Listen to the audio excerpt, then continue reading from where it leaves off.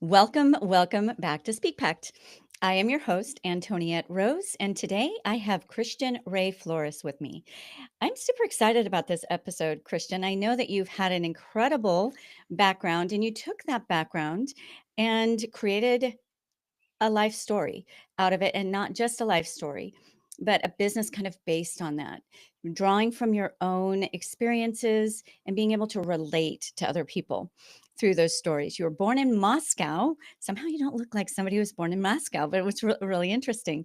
And you have lived in several countries as a refugee. You're now based in the US. But you were a top charting artist, just a very beautiful background that you had. And now you have a company called Xponential Life, which we'll talk about in a bit. But one of the things that I really made me want to interview you is how you took these experiences and very different, right? All throughout your journey, the ups and the downs. And you've actually created not only a company, but a voice for yourself. So, welcome to the stage. Antoniette, thank you, and beautiful name, as I've already said that offline, but saying it again. And I do look Latin because my dad's Latin. My dad's Chilean. Gotcha. So I was born in Moscow, but we lived in Chile until I was 5, and then we were refugees after that, after this massive military coup. And so I basically ended up living in 4 countries, moving to 4 countries by age 7, and that basically started this very strange story. Well, and then you became a pop star, right? I I did, guess. I'm yeah, sure there were some things that happened in there. How did yeah. you go from pop star to now successful entrepreneur, family man? It's an unusual story because I've always sort of followed almost like a deep intuition, right? And when I was at the literally at the top of my career, I had a decade-long career in that whole area of 15 different countries, former Soviet Union. I sort of got bored with it. Not got bored with it. I felt like I wanted more. And on the surface, it felt to people, especially my entourage and my you know my, my crew, that I was out of my mind. But I just transitioned out of it. I wanted more. I wanted to do entrepreneurship. I wanted to do ministry. I wanted to do philanthropy. I wanted to do something outside of those 15 countries in Eastern Europe. And that all happened basically. So it's very rare that somebody quits at the peak of their career, but I was one of those crazy people. Sometimes, right? You just Yeah, get divinely led in another direction. You came up with that's a right. concept called anti-fragility. Am I saying that right? Yes, and Fragility. it's not mine. It's Nassim Taleb. Oh, He has a book called Antifragility, but it's a concept that I think we should speak of more in the business world in general, and just in the human world actually, because we talk about resilience as essentially this ability to withstand when obstacles show up, and the inevitable suffering that comes when building something new or just moving through life.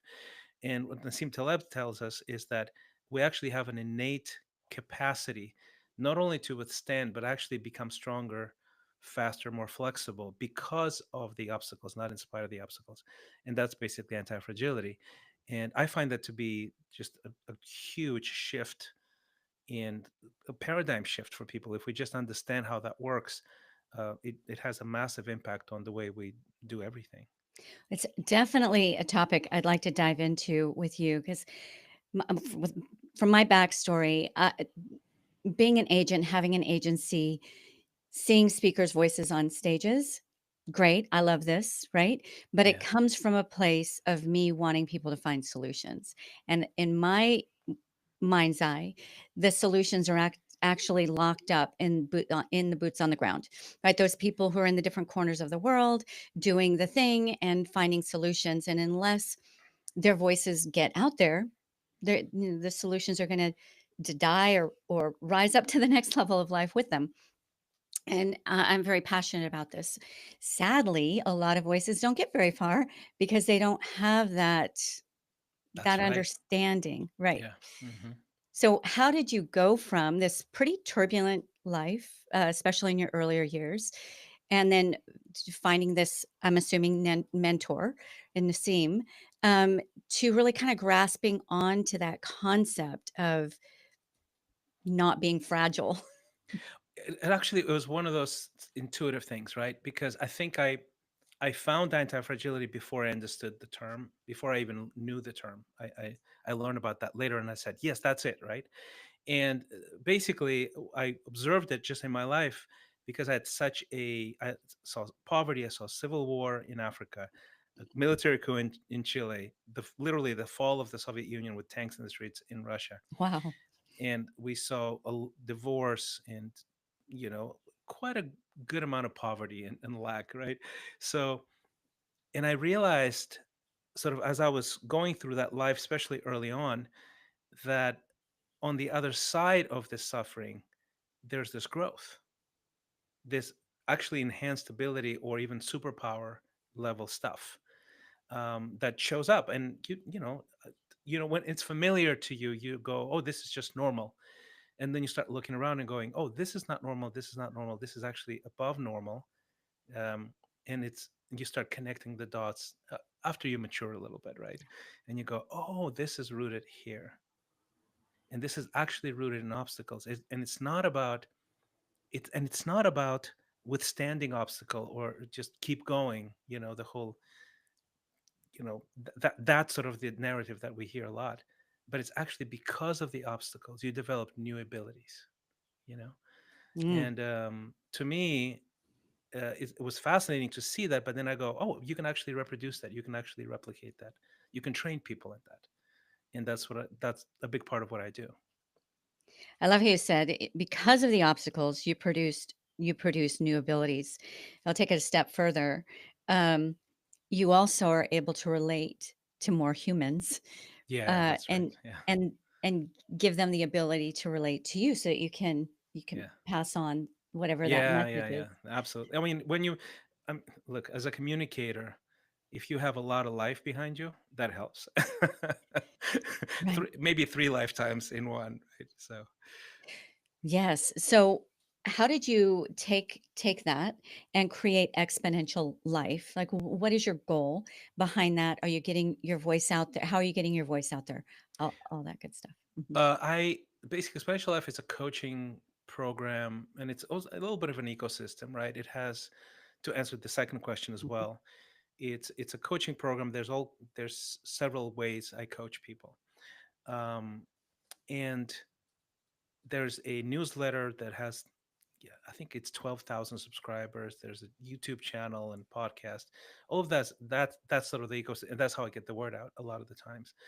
Obviously, there's other ways, um, but I like creating content as a because it creates so much trust. You serve the people. I mean, most of the people that appreciate the content will never be clients or hire me or invite me to speak.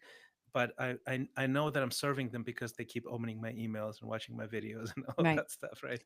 Yeah. So, to answer your first question, Exponential is a coaching program, and I think the uniqueness, the distinction, I would say, in my approach, because I come from this sort of space of anti-fragility and and the 27 years of ministry, which gives you like profound sort of insights into human nature. So that's one piece, which is, I call that inner mastery, right?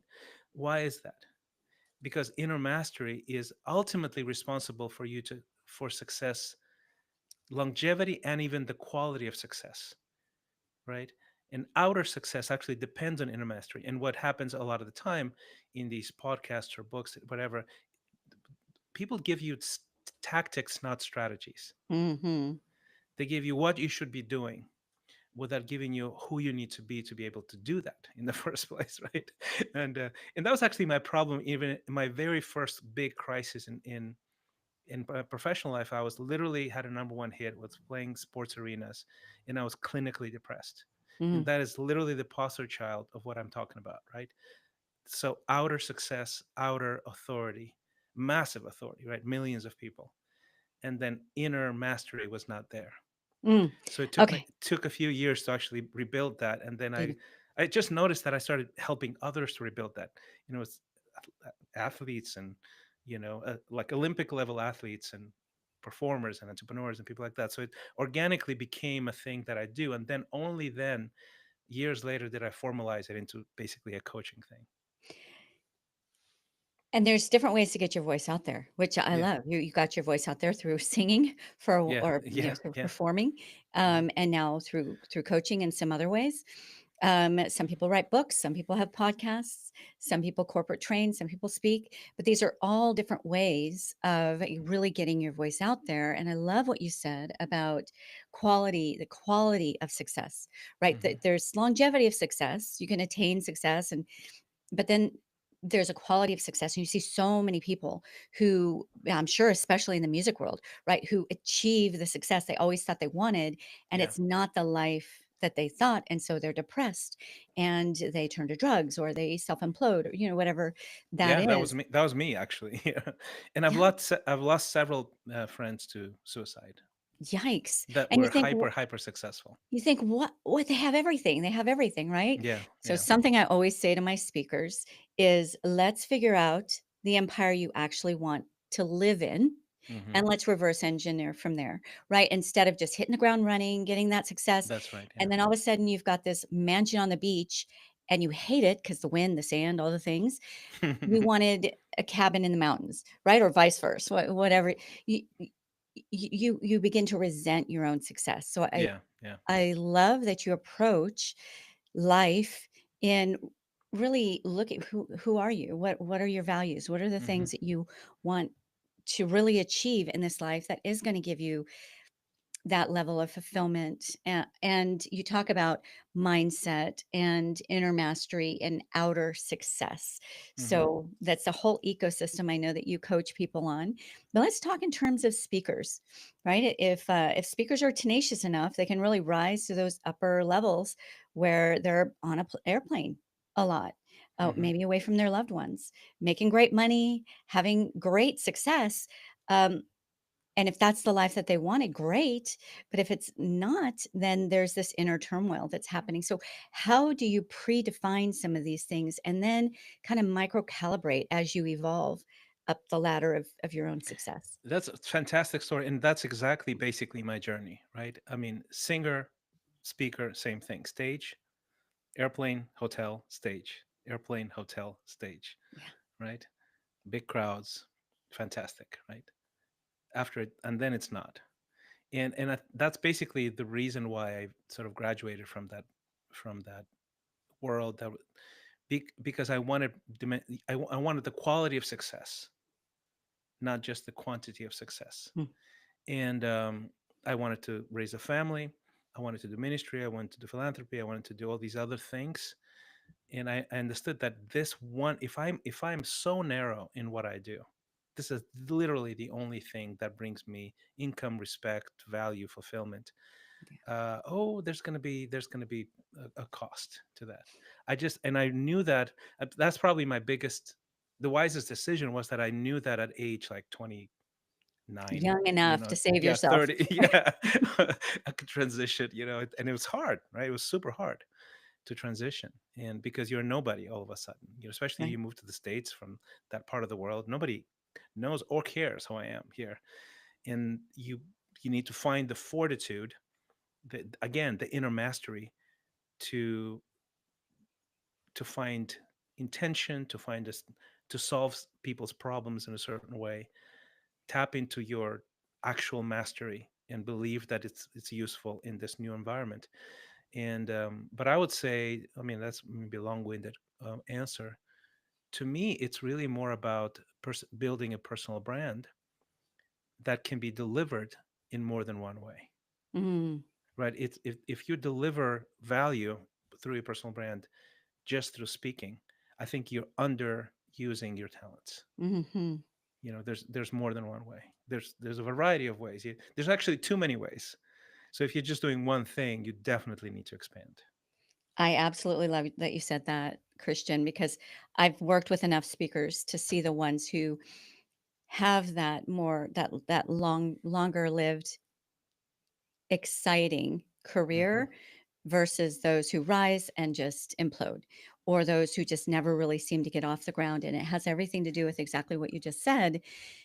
If I almost don't take on speakers anymore who are, they just want the keynote check. They just want the keynote check.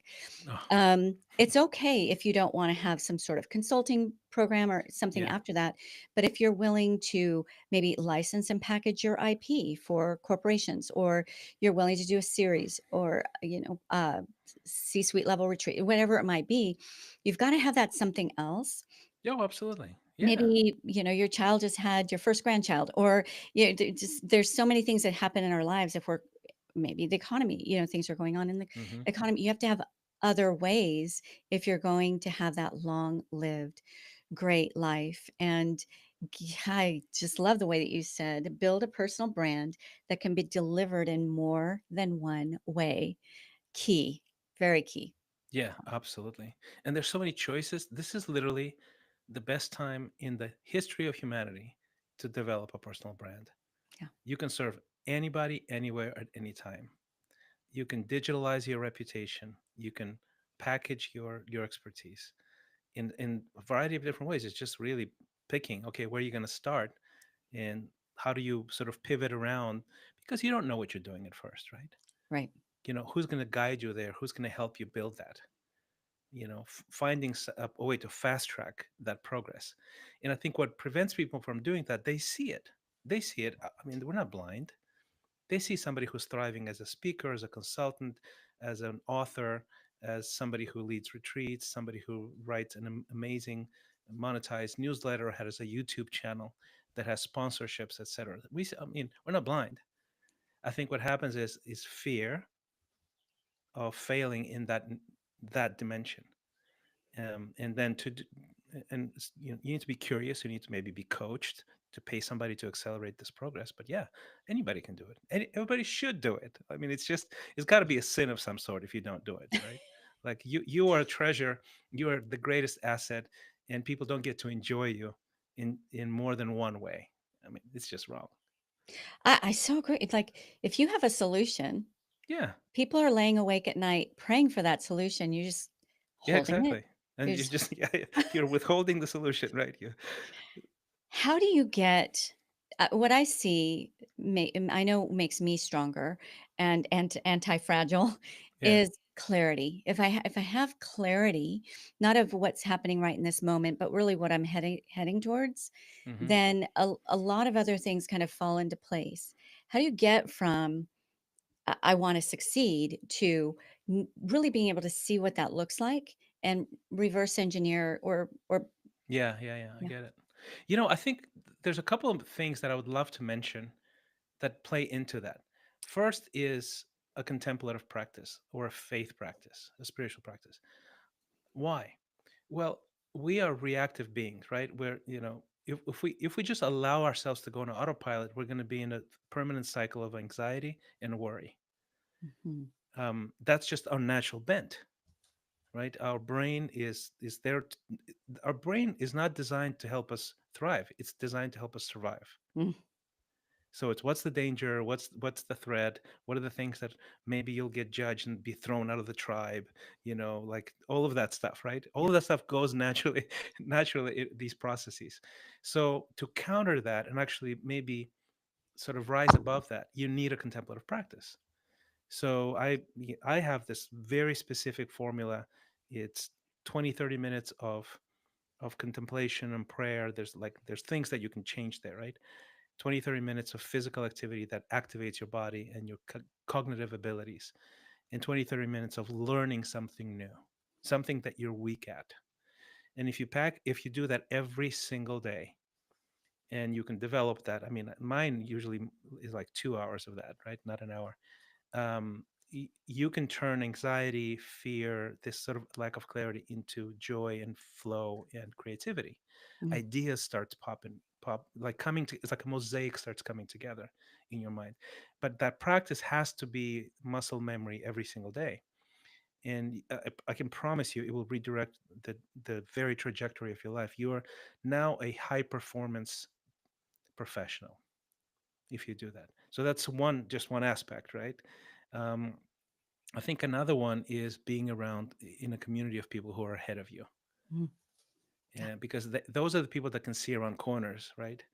Those are the people that go, no, no, you don't want to go this way. You need to, take on the left turn over here.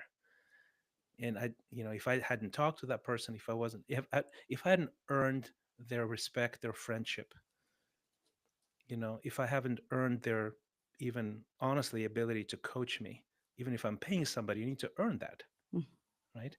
Now you're flying blind, right? So that's another thing, and obviously strategy is the big yeah. thing. It's like, okay, Couple um, things I like to touch on. I love that morning routine. It's incredible. I like the way that you separated contemplation mhm, and quietness with learning. I think especially if you come from a faith yeah, background, hmm, it's like all words. Like you're either studying, that's your quiet time, you're yeah, studying, or you're telling God what yeah, you want. Or to me, that's not getting quiet and allowing yourself yeah, the hmm, space to hear or even to ask the important questions. Because I know we're wired. If we ask a question, our whole body wants the answer, right? hmm, Even when yeah, we're yeah, not thinking about the question anymore, yeah, there's a whole ecosystem that's pushing to find that answer for us yes, on our yeah. behalf. So when you say contemplation, is this some like silence, or are you just kind of thinking about the last, like, tell me a little bit about what that looks like. So Mhm. you can basically rotate certain things, right? So for example, I pray every morning, but I can also go for a long walk and just be in silence and observe and contemplate.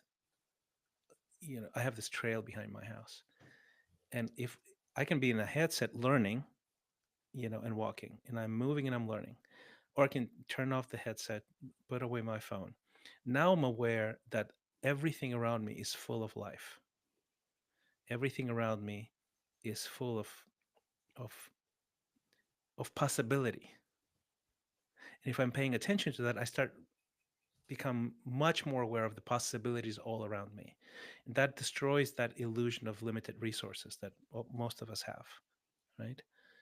Like we lean towards this ILR, right? Illusion of limited resources. I don't have enough money, enough contacts, enough charisma. I'm not pretty enough. I'm not thin enough.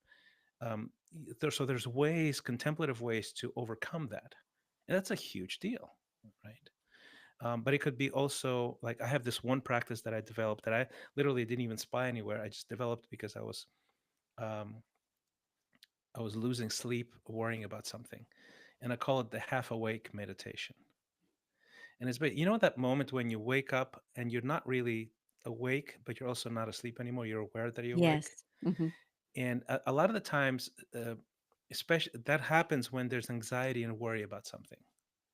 Like you're waiting for an answer, and you're dreading a no, for example, from an investor or a partner, or you had a fight with your spouse, that sort of thing. Um, so when you're in that state, basically what I do, and I teach people to do that, don't open your eyes, don't reach for your phone, don't get up, just stay there, and then see what's going on in your mind, Mm. and just let it flow and make sense of it, right? Just I'll accept it.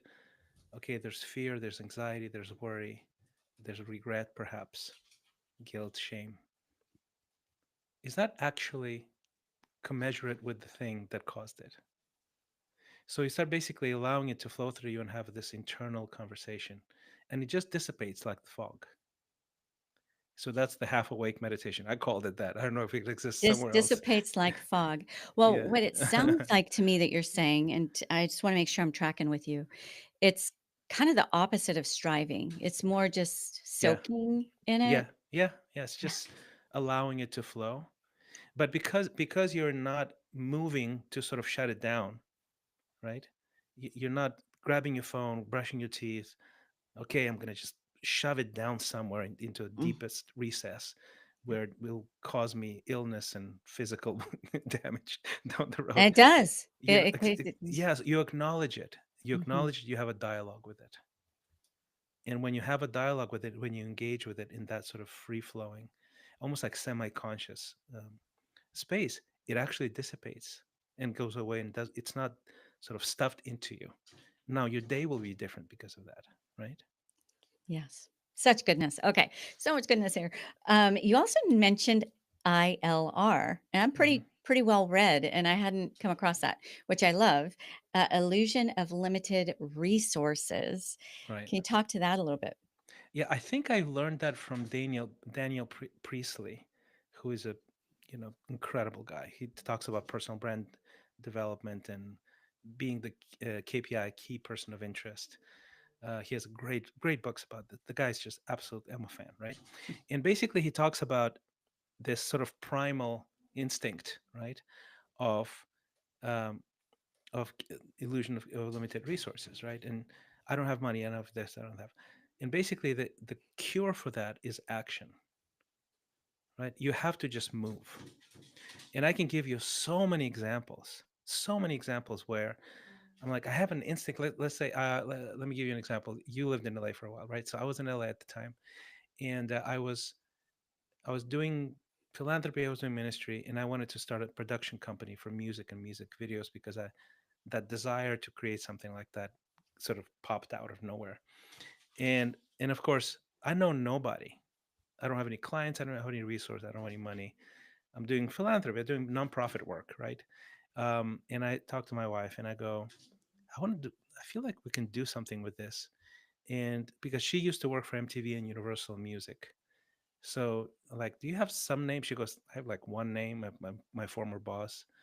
Okay, maybe I have some contacts over there in Eastern Europe as well, because I was from the creative side. And that was the only thing that entered my mind. Now, the question is this: when something comes in into your heart like that, right, into your mind, immediately it gets shut down by the illusion of limited resources. It's too hard. I don't have it. I don't even know where to start. But if you move, make the first step, the second, the third, and you start thinking about it, you will recognize opportunities when they come, and those same opportunities might come your way. And if you have under that umbrella of that illusion, in the fog of that illusion, you might not recognize it. So for me, I'm like, I'm going to build a website. I didn't even know how to build a website at the time. Now I have a team who does that. And so I had a friend who built it for me, like a one-page website, and I called it something generic. I'm like, I'm going to call it Hollywood World, because people would think that when I say that name, people will go, I think I've heard it somewhere. It's so cliche almost. And then, okay, we do this. We do Hollywood production, music, and music videos for, international artists. That was sort of the general idea. I kid you not, 3 weeks, 2 weeks maybe after I published the website, I get a call from a friend out of Eastern Europe, and he goes, "Hey, we're coming to LA. Let's hang." I'm like, "Yeah, what are you doing here?" He goes, "I want to shoot a music video." I'm like, "Are you serious? That's great." He goes, "Do you know anybody who does that?" I said, "Yeah, that's what I do. Check out my website." Of course, I don't have. Of course, I have Hardly the anything. knowledge.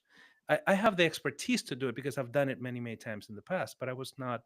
I didn't have anything. And he goes, and I go, what's the budget? And at the time, the budget for music videos were like maybe $20,000, 15, 25. That's the space, right? Yep. He goes 150. And I'm like dying right inside, going, "Oh my gosh!" I'm like, "Oh, absolutely, we can totally do that." It's like panicking, right? And we end up reaching out to the right people. It's action. It's action. We ended up actually raising the budget to $175,000. Wow. It was a full production with award-winning crew in the lot in Hollywood with like 50 extras, craft services, the whole thing. It just happened. But it didn't just happen, did it? Right. And that's basically how it works with pretty much anything. So you got the clarity, and Yeah. you two this I talking to your wife, let was this direction we want to go. Let's do this. And Yeah. then you took some action, not knowing what was going to, and you got the motion started, Yeah. and then Moving. things start You have to happening. move. Yeah. Yes, okay, I love that. It's really interesting because I have a son who's in the mountains of California, and he and his wife and their kids, they have a pretty incredible life, and people always say, boy, that must how lucky you are, right? That must be nice being able to travel to Mexico, travel to, that, but they've made sacrifices. You made a sacrifice from Hmm. you had this whole world of popularity and Yeah. something Hmm. you had built, and you made a conscious sacrifice to shift gears. a conscious decision, which equated to sacrifices. And the same with him. Like, they don't own TVs. They pretty much live pretty minimalistic. They made some Hmm. good investments, so they can just get up and go. They can homeschool their children. They can Mm. get up and go. And yeah, they live a fabulous life, but they're not rolling in the dough, right? Right. They have made a, they got clear on what they wanted as a family, and Hmm. they do everything's a choice. You can Yeah. choose to have all the Yeah. toys and have to pay for all those toys, right? Fancy cars, great TVs, all the latest. Or that can you can decide that's not really what's important to us. We want experiences, and you That's craft your right. life that way. But Yeah. what's hilarious to me is that people always say, "Gosh, I wish I could have that." They could have that if They they could have that. Yeah. if Exactly. they if You they know. want. It's not like something that lands No. in. No. No. No. No. And I find this with speakers all the time. They compare their where they are with, maybe like a Tony Robbins or somebody who's actually arrived. They don't see that it took that person 12 years of Yeah. Yeah. sacrifices to get to where they wanted to go. We love dogs. We're all good about dogs, so it's all good. Can you So I, hear? I Can you hear hear the my dog? Can you hear the dog? yeah, C- it's good. I have Could you like give me a 350 second? I'm pound dog. gonna open the door. Go ahead, go ahead. I'm so sorry. I'm so sorry if This you're is in the live. audience This is listening live. to This is this. good. I'll keep talking. Okay. But I really do see that even with speakers, that if you want that speaker life and you decide that you're going to make the sacrifices that it's going to take to achieve that upper six figure, seven figure speaker life, it doesn't just happen. It's a series of decisions and sacrifices and ups and downs and all the things. And if you're anti-fragile by hooking up with Christian and his consulting, then you have to have that grit. If you make the decision and you set your course, then I think that there's some organic Yeah. Yeah. shifting that happens, and you've got to have that flexibility. But that's how you really achieve that life that you say you want. There's a lot of Mm. people out there saying they want a certain life, but how Yeah. do they actually get it, Christian? Yes, you're right. Well, it's fascinating how um, paradoxical people we can be. Not people, but all of us. We are dreamers. We're creators. All of us are creators. All of us were have this frequency in us of more. There's more, and at the same time, we have also this primal, primal nature. Even our body, our brains, our hormones, stress hormones, all of those things that are trying to keep us safe. So there's always this thing. And I think if you want to create a different life and a different future, basically what you're doing, action wise, is you are leaving the past behind, leaving the present, and creating chaos intentionally. Mm, That's what you're doing. yeah. You are you're stepping into uncertainty. You're creating that uncertainty by saying, "I want to be something different than I am now." Right? A musician, an artist, an entrepreneur, starting a business, writing a book, things like that. You are stepping into chaos by definition. So you are creating your own the source. You are the source of the stress. You're inviting stress. You're inviting obstacles. You're inviting rejection. You're inviting failure. You're inviting the things that you don't even know you don't know that are going to hit you about whatever finances, marketing, sales, all those things. You're inviting all those that into your life. That's what you're doing. So if you're inviting those things, please don't complain. Okay, please don't complain. You are the source of that, and instead of that, embrace the process, right? And understand how to process pain and how to become anti-fragile, how to grow, how to develop new capabilities, because you need capabilities. You need capabilities that you didn't know you needed. Anybody who starts, why 95% of startups, tech startups, I work with some of them, fail, because the person goes, I have an idea, I have a software, a product, whatever, right? And I know the world needs this, I'm obsessed with it. So they're so obsessed and so good that people believe them, give them some money. So they go into this situation and they know, whatever 10 things that they think they need to know. Well, it turns out that they need to know 50 things. And then that's the breaking point. It's they just implode, or they just get hit a wall.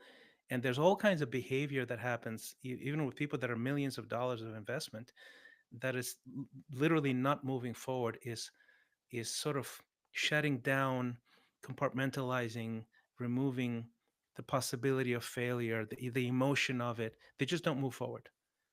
They're not anti-fragile. They don't have the inner mastery, and that's why they fail. Not because the product is bad or because the service is bad. They just give up. Ah, I see this in speakers every day. It's heartbreaking It to me is. because you know they've got it. You know they have everything, but they Yeah, just give up. they just give up. Yeah. So how does success on autopilot work? You talk about this. Hmm. Tell me a little bit about that. Well, it's sort of it's connected to this whole forward motion, anti-fragility, and then forward motion from the inside first, right? Because let's unpack something. For example, let's say you're worried about your son. Your son has, you know, pneumonia. Like, man, that's not like a mom will just go, I need to call him every 10 minutes, right? That kind of Yes, thing. the worst. I have three daughters who are out of the house. So if something is off, I'm thinking about it all the time. Yeah. So then you also have to lead a seminar, or coach somebody, or write something specific. So that negative, that fear, that anxiety will cloud your judgment. So, but then, and this is just a situational thing, but what if you've had a series of failures in the past, and your self-esteem went way down, and your money's running out, and you feel almost trapped. You are basically failing on autopilot, because the minute you get up in the morning, you are in survival mode. You're not in a creative mode, right? You're not seeing opportunities. You can't even see them if they come your way, because you're in survival mode. Your stress hormones are, and sometimes people go like that for years. Mm, So, okay, what does success in autopilot mean then? Well, if you have that, if you develop the rhythms of life, for example, that first hour, I call it win the day, right? When you transform anxiety into creativity, you start understanding where you are, what you want to do, what you're feeling, acknowledge it, have a dialogue with it. You learn something, you push forward, and you're elevated. Your body's in tune because you're physically active. Your cognition levels go up. Then you're in a creative mode. A creative mode is how you create something different, a different scenario, a different future. So if you learn how to be from anxious and survival to creative and excited and flow every single day, you are absolutely winning on autopilot. Absolutely. mm. You're conditioned for success, you So it know? doesn't just happen? It does not just happen, unfortunately. I wish it was. Bummer. No, Yeah, I yeah. so that reticular activator, I think Mm. is part of what you're talking about as well, Yeah, right? So yeah, when you absolutely. want something, all of a sudden you see it. You alluded to this earlier.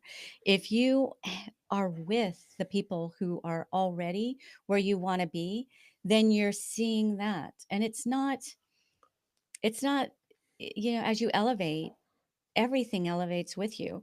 So if you're still hanging out with those people that you may Mm. love very much, but they're always making excuses Yeah, or just really not getting anywhere, that becomes part of absolutely. you. The company you keep, absolutely. Hmm. Yeah. So Yeah.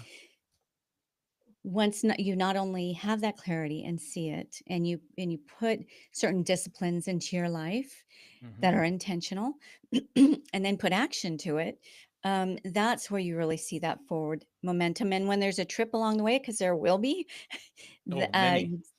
you wipe off your knees, you get up, and you just keep going. Yeah, Hmm. love Yeah, that. I'd love to yeah. see more speakers really understand this concept. So, I know, speaking of speakers, that at this point in the show, there's plenty of speakers out there and plenty of just high performing people who listen to Speak Pact who'd like to know, How do I get a hold of this Christian Ray Flores? Where do you like to be found? Well, you could a couple places. You can go to my newsletter, which I invest a lot of energy and heart into it. It's called the Exponential Edge. The URL is christianrayflores.com, and that the whole thing I obsess in this newsletter on inner mastery, outer impact. Mm. It's basically for people who want to build brands by becoming the brand, right? That's the whole thing. All the best practices, all kinds of Build a brand resources, by becoming the brand. becoming the brand. Yeah. Great. Yeah. And so that's basically the newsletter. I highly recommend checking it out. I think I had 12,000 subscribers last time I So checked. Christian, as in the faith, Ray, Ray, Yeah, Flores, Flores dot Flores ores dot com. Yeah, dot com. so that's the newsletter. That's sort of the easiest thing, and you'll gets in your inbox.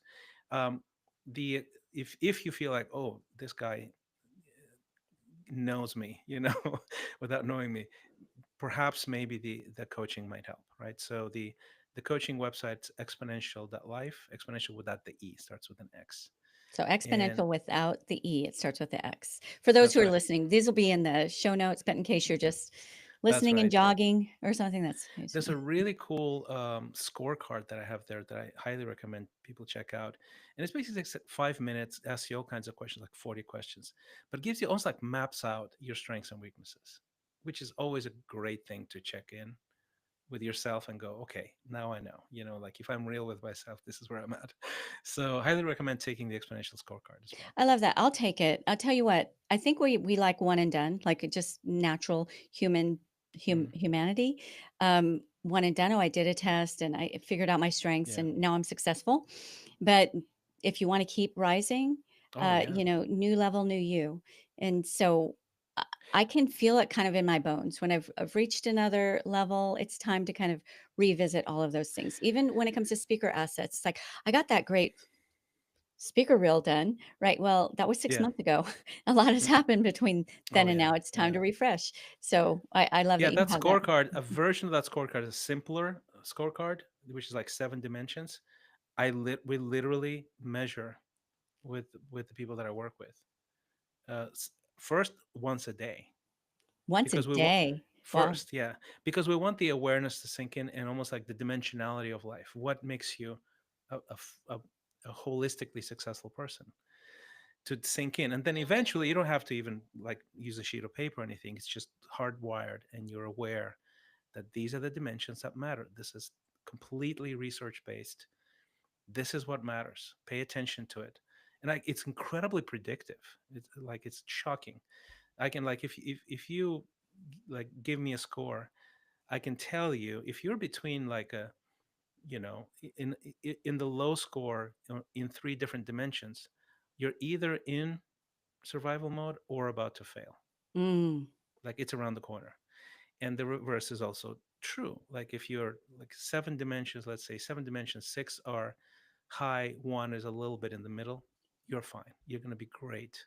Even that middle thing that something gave you a dent, right? You'll be fine. you know so it's a really cool predictor of almost like what's ahead. How are you going to fare with the journey? It's a simple tool, but very, very, very insightful. I love that. And I love that it's a tool you can go back to and go back to. Yeah, yeah, It might be fine today, yeah, but tomorrow something kind of knocked you off your yeah. flow. Yeah, Uh-huh. love it. Yeah. Okay. You know my signature question at the end. Yes. So Christian, we're on this universal pact to make the greatest impact that we can with the power of our voice in whatever form we do that, creating courses, consulting, being a speaker, being a corporate trainer, writing a book, doing a podcast, whatever it might be. It's all part of getting solutions to those people who are praying for them, right? So aside from taking your test, which Mhm. everybody do, exponentiallife.com, am I right? Exponential dot life. Yes. Exponential dot life. It'll be in Hmm. the show notes.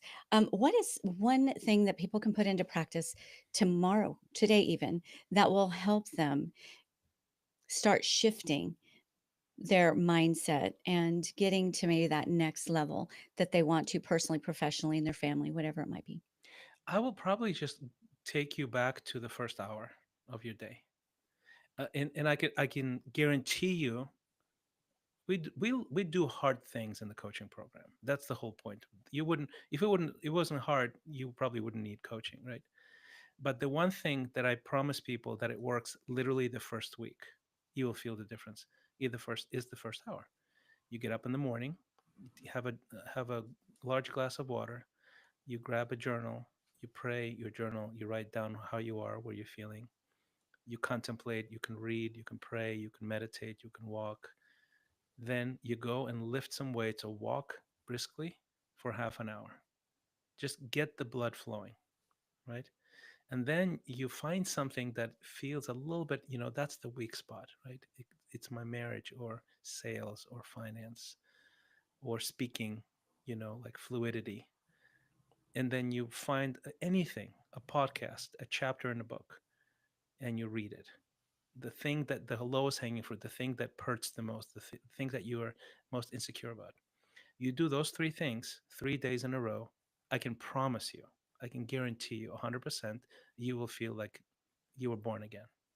Okay, 3 days in a row. I think I can do it. I'm gonna give you a confession, Christian, Yeah, because I have seasons where nothing can keep me from those mornings where yeah, I know I'm gonna get up, I do, those really healthy routines, and nothing can stop me. And yeah, then I become jello. Like, yeah, oh wait, the client wanted this. My company's growing. Maybe my focus is now on my team, and yeah. I was able to help my husband retire a year and a half ago. But now I feel the weight, right? That That's everything's right. on It's me, yeah, uh-huh. and I feel like jello every night. I'm like, okay, I'm gonna have my hour in the morning, and the first thing I do is hear something ding, and That's right. then the That's morning's that's gone. how it works. How do you? I think you can I would say condition yourself the night before.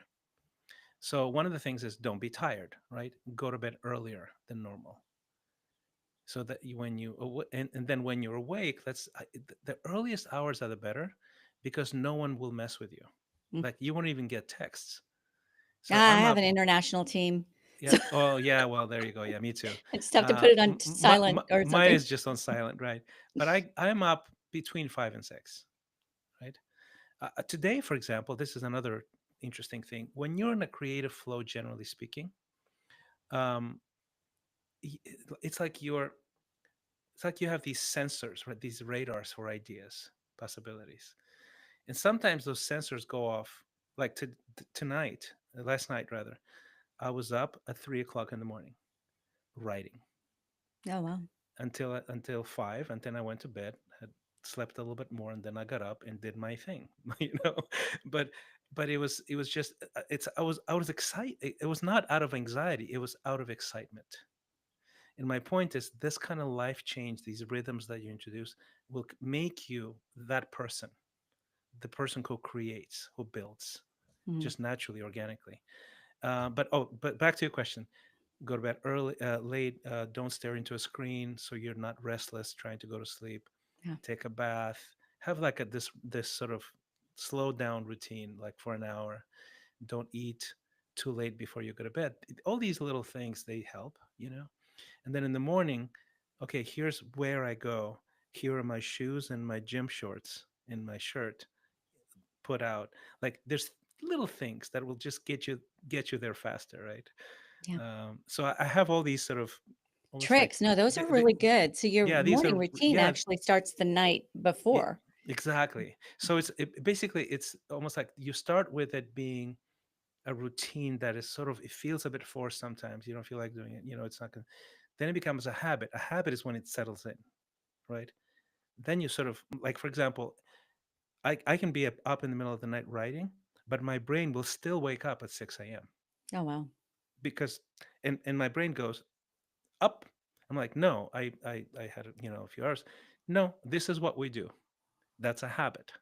That's muscle memory, right? There's these rhythms like hardwired into me, right? And then but then the elevated version of that, if you keep at it for a year, for 2 years, is now it's a ritual. It's almost like a sacred thing. It's a ritual. Like it's so much joy. But to get there, you have to go through the messy middle, right? Mhm. So I love that. And if yeah, you have the clarity of why you're pushing through, what that's that right. Yeah, prize is yeah, at the end. yeah. So much goodness. Christian, this has been a lot of fun. Thank you for all of the wisdom that you've shared with us today. It's pages of notes worth. Thank you. Thank you so much for having me. Very transformative. I'd love to have you back sometime. Thank you. And for the Speak Pact audience, you can do your good deed today by posting this episode forward. You got something out of it, or you wouldn't be right here with us still at the very end. So give Christian and me some flowers and your community some flowers by posting this forward. Let other people benefit from what we've shared today. And for now, ciao, ciao. Ciao, ciao.